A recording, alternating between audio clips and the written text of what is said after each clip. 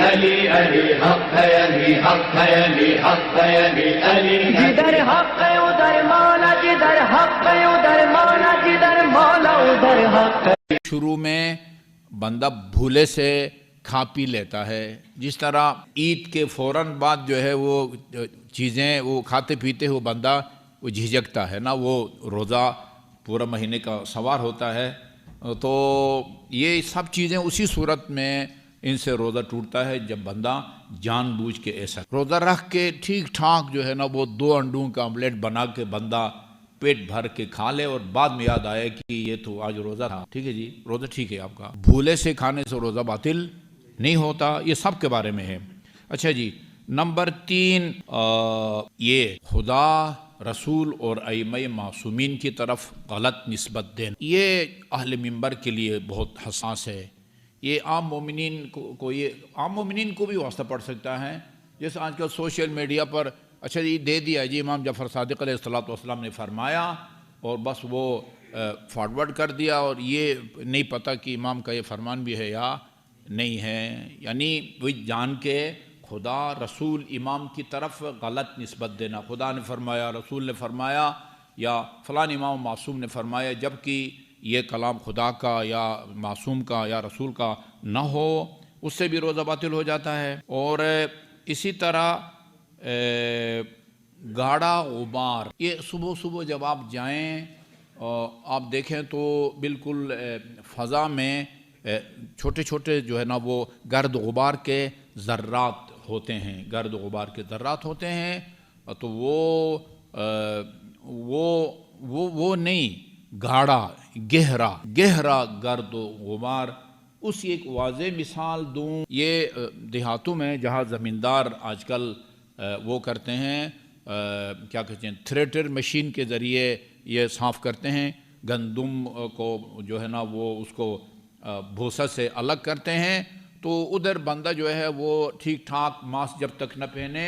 اتنا وہ گاڑا گرد و غبار ہوتا، مٹی ہوتی ہے کہ وہ انسان کے منہ میں جاتی۔ اب جان کے گرد و غبار کو ہڑپ کرنے کا مطلب یہ نہیں کہ جس طرح آپ سگریٹ پیتے ہیں یوں کر کے اندر سے کھینچیں،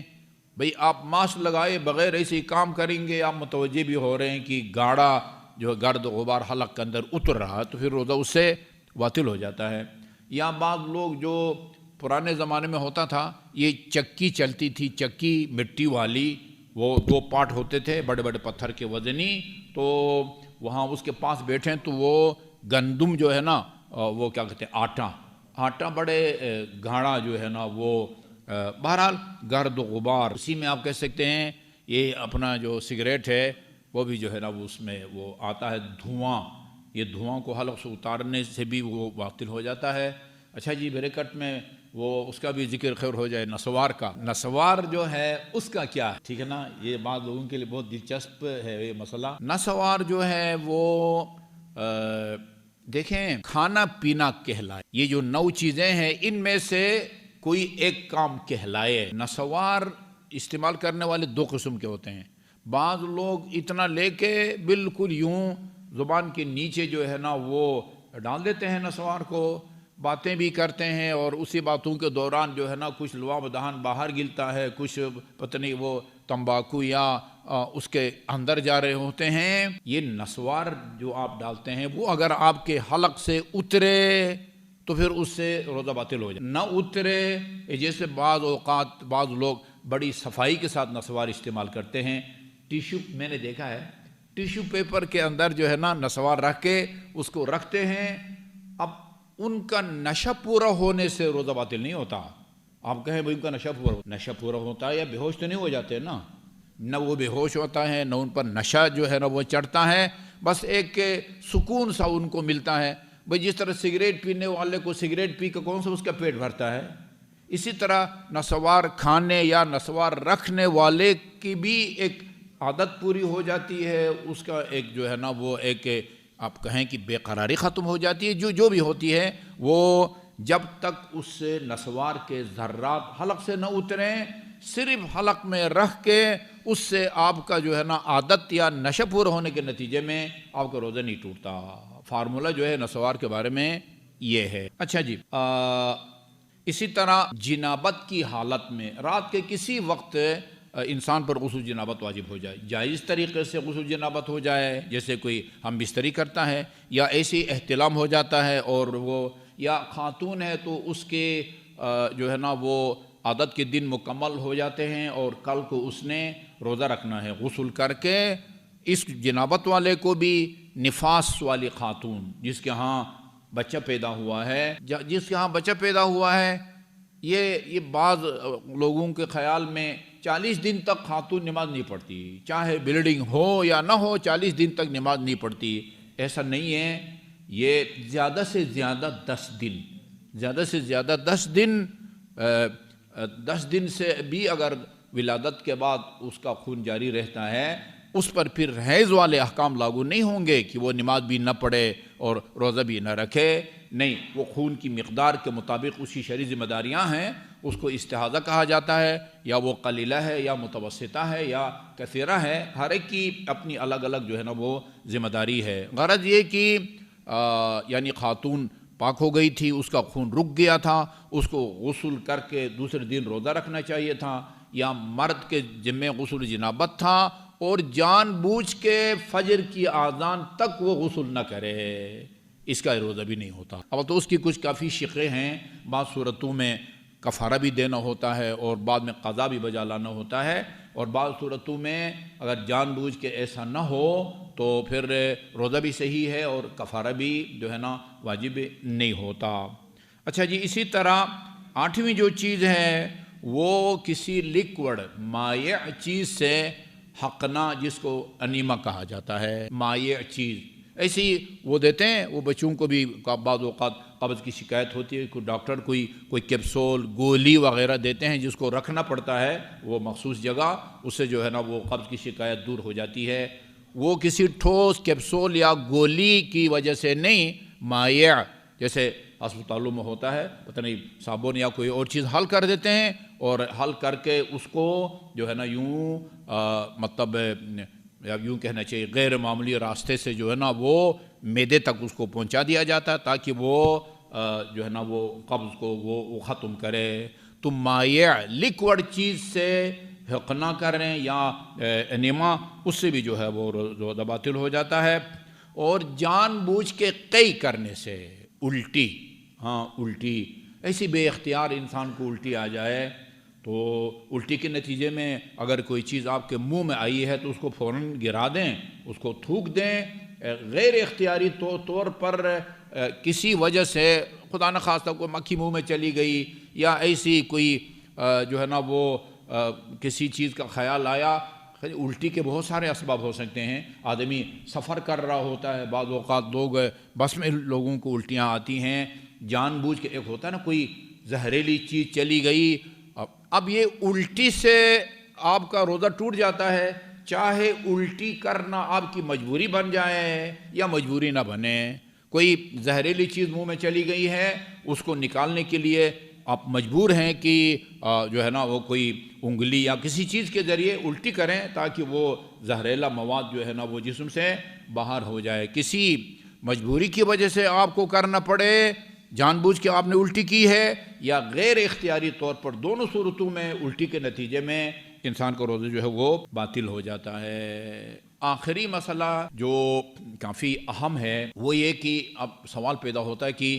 انجیکشن لگانے سے روزہ ٹوٹتا ہے یا نہیں. گولی کھانے سے، شربت پینے سے، کیپسول کھانے سے تو یقیناً روزہ ٹوٹ جاتا ہے. انجیکشن لگانے سے روزہ ٹوٹتا ہے یا نہیں ٹوٹتا؟ انجیکشن 2 قسم کا ہوتا ہے. بعض انجیکشن علاج کے طور پر لگتے ہیں، جراثیم کش اینٹی بائیوٹک جس کو آپ کہتے ہیں، بیماری کے علاج کے لیے لگتا ہے.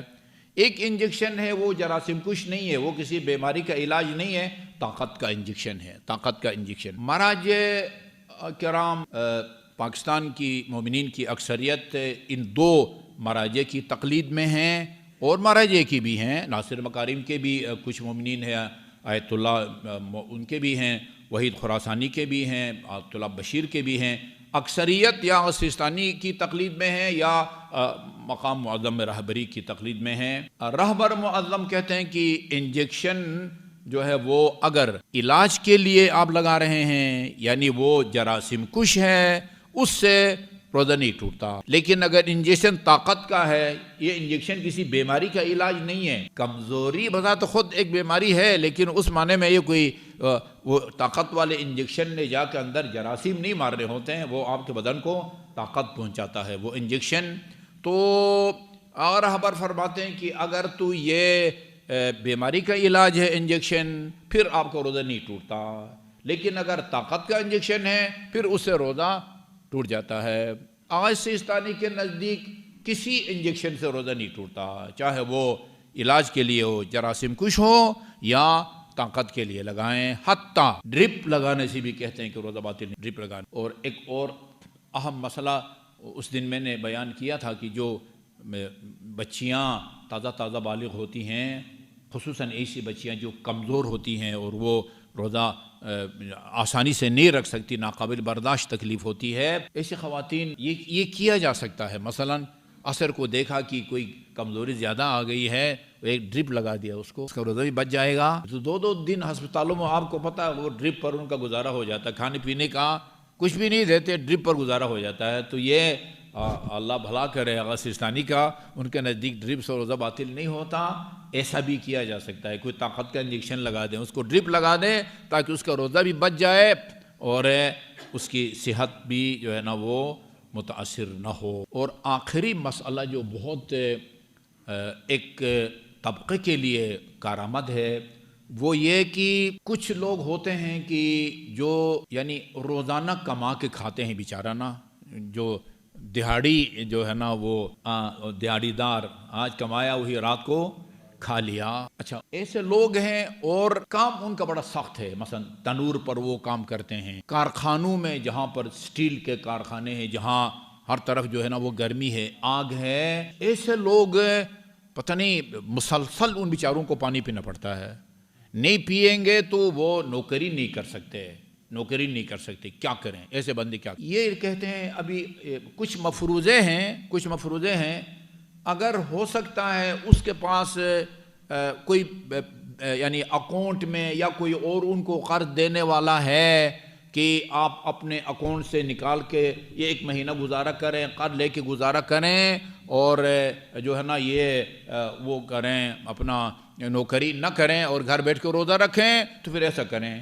اگر یہ ممکن نہیں ہے، یعنی اس کے سوا آپ کے پاس کوئی چارہ نہیں ہے کہ وہی معمول کی جو ہے نا پر مشقت تکلیف والا اور گرمی کا سامنے کرنے والا جو ہے نا وہ آپ کی نوکری، اس کے علاوہ آپ کے پاس کوئی چارہ کار نہیں ہے، نہ بینک بیلنس ہے، نہ آپ کو کوئی قرض دیتا ہے، اس کے علاوہ کوئی چارہ کار نہیں ہے. یہ کیا کرے؟ یہ روزہ رکھے، لیکن جب بہت زیادہ تکلیف ہونا